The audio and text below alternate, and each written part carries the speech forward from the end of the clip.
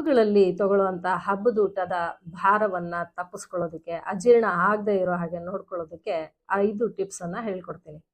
ಮೊದಲನೇ ಟಿಪ್ಸು, ಬಿಸಿ ನೀರನ್ನ ತಗೋಬೇಕು. ಊಟ ಆಗಿ ಒಂದು ಅರ್ಧ ಗಂಟೆ ನಂತರ ಒಂದು 100-150 ml ನಷ್ಟು ಬಿಸಿ ಬಿಸಿಯಾದಂತಹ ನೀರನ್ನ ಕುಡಿಬೇಕು. ಎರಡನೇ ಟಿಪ್ಪು, ಊಟ ಆದ ತಕ್ಷಣ ಸ್ವಲ್ಪ ಹುರಿದಿರೋಂಥ ಜೀರಿಗೆ, ಅಜ್ವಾನ, 1-2 ಅಗಳು ಉಪ್ಪು ಇದಿಷ್ಟನ್ನು ಹಾಕಿ ನಿಧಾನಕ್ಕೆ ಜಗದು ಅದರ ರಸ ಕುಡಿದು ನಂತರ ಬಿಸಿ ನೀರನ್ನ ಕುಡಿಬೇಕು. 4ನೇ ಟಿಪ್ಪು, ಊಟ ಆದ್ಮೇಲೆ ಒಂದು 15 ನಿಮಿಷದ ನಂತರ 100 ಹೆಜ್ಜೆ ನಡಿಗೆ ನಡಿಬೇಕು. 100 ಹೆಜ್ಜೆ ಎಣಸಿನೇ 100 ಹೆಜ್ಜೆನ ಹಗುರವಾಗಿ ನಡಿಬೇಕು.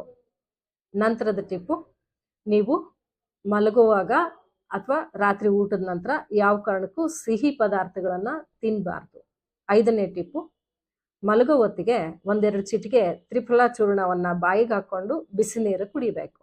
ಈ ತರ ಮಾಡಿದ್ರೆ ನಿಮಗೆ ಜೀರ್ಣ ಚೆನ್ನಾಗಾಗತ್ತೆ, ಊಟ ಮಾಡಿದ್ದು ಮೈಗಂಟತ್ತೆ, ಮತ್ತೆ ಭಾರ ಕೂಡ ಆಗೋದಿಲ್ಲ. ಬೆಳಗ್ಗೆ ಎದ್ದಾಗ ನೀವು ಫ್ರೆಶ್ ಆಗಿ ಇರ್ತೀರ. ಈ 5 ಟಿಪ್ಸ್ ಅನ್ನ ಫಾಲೋ ಮಾಡಿ ಹಬ್ಬಗಳನ್ನ ಚೆನ್ನಾಗಿ ಎಂಜಾಯ್ ಮಾಡಿ.